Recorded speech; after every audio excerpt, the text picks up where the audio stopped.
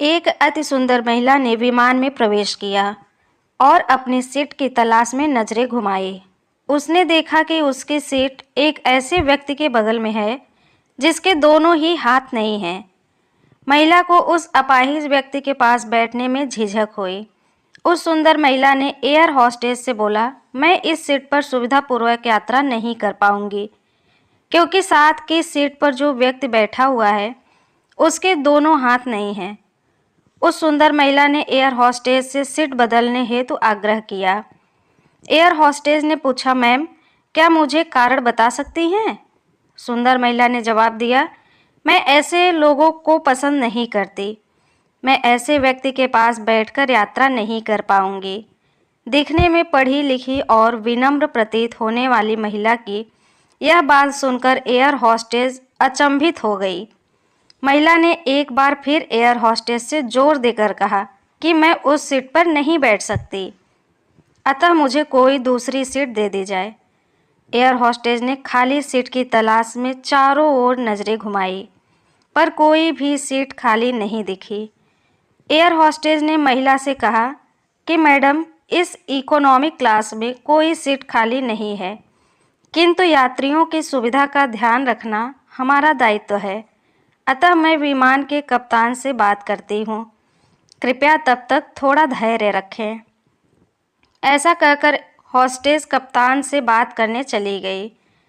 कुछ समय बाद लौटने के बाद उसने महिला को बताया, मैडम, आपको जो असुविधा हुई उसके लिए बहुत खेद है हमें।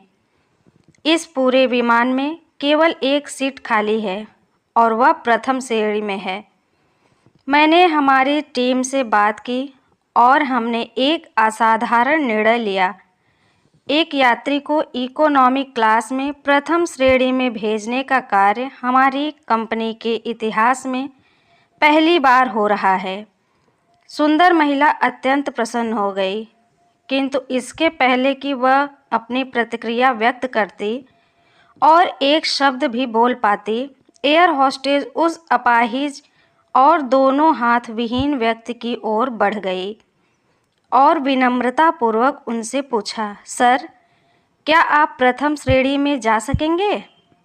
क्योंकि हम नहीं चाहते कि आप एक अशिष्ट यात्री के साथ यात्रा करके परेशान हों। यह बात सुनकर सभी यात्रियों ने ताली बजाकर इस निर्णय का स्वागत किया।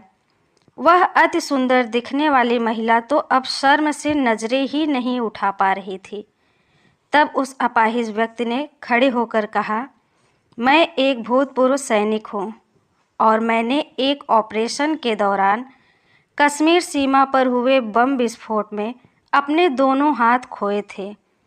सबसे पहले जब मैंने इन देवी जी की चर्चा सुनी तब मैं सोच रहा था कि मैंने भी किन लोगों की सुरक्षा के लिए अपनी जान जोखिम में डाली और अपने हाथ खोए, लेकिन जब आप सभी की प्रतिक्रिया देखी तो अब अपने आप पर गर्व महसूस हो रहा है कि मैंने अपने देश और देशवासियों की खातिर अपने दोनों हाथ खोए।